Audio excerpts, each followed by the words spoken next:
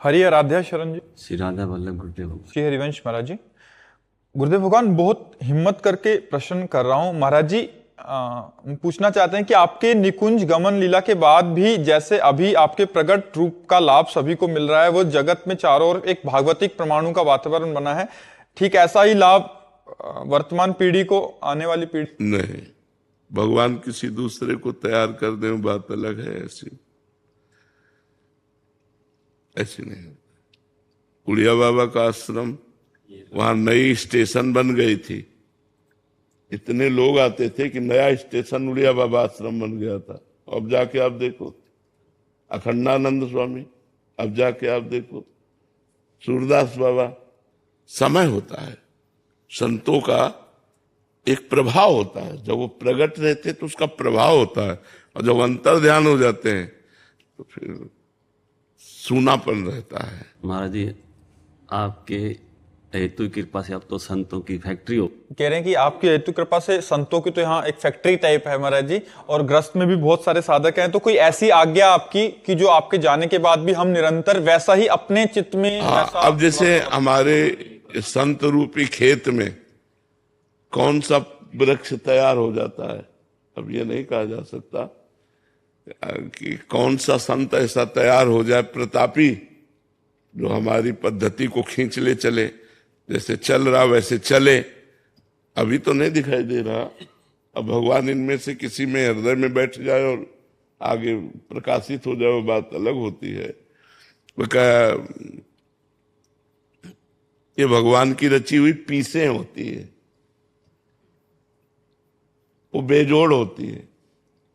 हो सकता है भगवान किसी और को तैयार कर दे, क्योंकि उनकी सृष्टि संभालना उनका कार्य है। लेकिन अब ऐसा हो कि जैसा प्रेमानंद के सामने चल रहा है, ऐसा अनुपस्थिति में भी एक प्रभाव होता है। वही बात कह रहा हूँ, वो अपने हृदय से जानते, अपने वो हृदय से जानते, काटने को दौड़ेगा, कुछ अच्छा नहीं लगेगा। पास है ना तो देखे न देखे है तो एक हृदय हृदय में पसंद। जब हफ्ते में गए, आंख में से आंख मिलाई, दर्शन एक हृदय में, और ना भी के तो है हमारे दिमाग में, वहाँ है हमारे अंदर कोई ऐसी आकांक्षा नहीं कि हम शिव को छोड़कर कोई और परम तत्व। असमर्थ हो गए, असहाय हो गए। जैसे बालक के लिए माँ का ना होना, छोटे बालक के, असमर्थ बालक के लिए माँ का ना होना, ऐसे शिष्य के लिए गुरु का ना होना बड़ा दुर्भाग्य है। वो बातें बनाने वाली बातें अलग हैं, लेकिन जब मुस्कुरा करके देख लेते हैं प्रगट में जो सुख मिलता है, वो सुख प्रगट में आप जो दर्शन कर रहे हैं, जो संभाषण कर रहे हैं, जो लाभ ले रहे हैं, ये मोबाइल से थोड़ी मिलेगा बाद में। प्रगट का एक अलग आनंद होता है, प्रगट का एक अलग आनंद होता है। मोबाइल तो आकर्षण करके हम तक लाएगा, शराब छोड़ोगे, मांस छोड़ोगे, गंदी बातें छोड़ोगे, लेकिन अध्यात्म में जो कदम बढ़ेगा वो यहाँ के संग से बढ़ेगा, यहाँ के दर्शन से, यहाँ के वातावरण से, यहाँ के भागवतिक प्रभाव से अध्यात्म उन्नति होती है। तो इसीलिए बड़े बड़े संतों ने कहा कि हमें वैकुंठ नहीं, हमें इसी मृत्यु लोक में रखो, क्योंकि साधु समागम होगा, संत समागम होगा। तो संत समागम जब है तो लाभ ले लो, और जब नहीं है तो आगे भगवान जाने क्या होगा। क्योंकि प्रायः अब माइंड में रुपया रह गया है, प्रतिष्ठा रह गई, यश कीर्ति रह गई है, भगवान बहुत कम रह गए हैं। जब लक्ष्य होता है श्री भगवान तो वो मंगल करता है। जिसके दिमाग में श्री भगवान होते हैं उससे मंगल होता है। जिसके, अब जैसे हम वेश तो रखें, अब हमारा उद्देश्य रुपया हो, हमारा उद्देश्य मठ मंदिर हो, हमारा उद्देश्य लोक व्यवहार संसारिकता हो, वो फिर केवल प्रवचन होंगे, उनका रंग नहीं आएगा। रंग तब आता है जहां जिन महापुरुषों ने जीवन बदला है लोगों का, वो स्वयं के जीवन से बदलता है।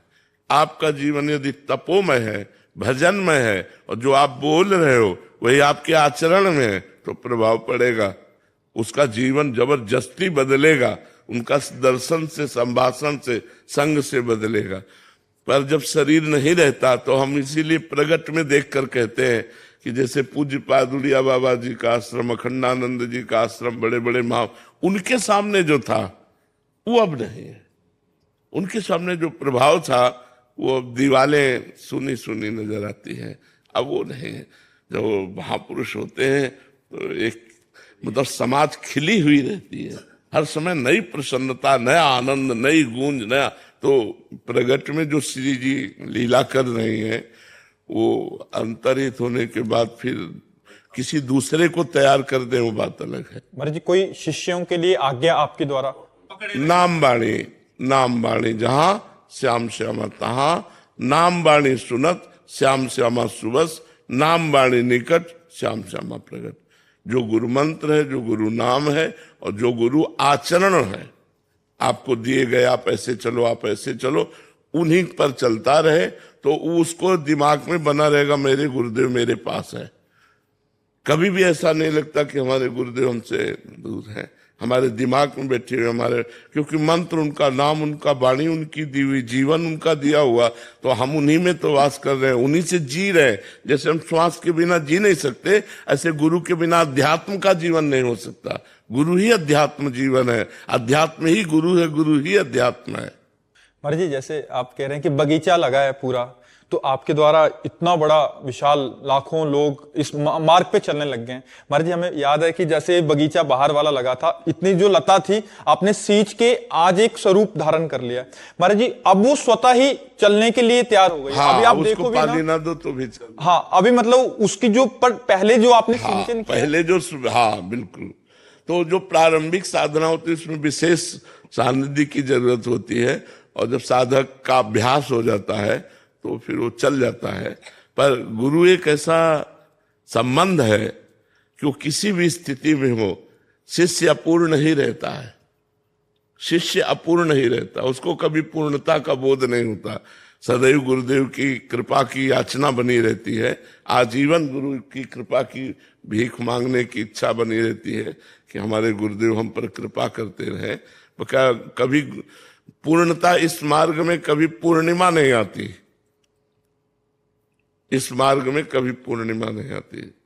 यहां से जब कोई जाता है तो अतृप्त ही जाता है, कभी कोई तृप्त होके कि भजन से हम तृप्त हो गए, हम ऐसा, इसमें संतोष नहीं है। इस लोक व्यवहार में संतोष है, लेकिन भजन में असंतोष बढ़ता जाता है, और हो और हो और भूख बढ़ जाती, रात दिन भजन करने पर भी भजन की अतृप्ति।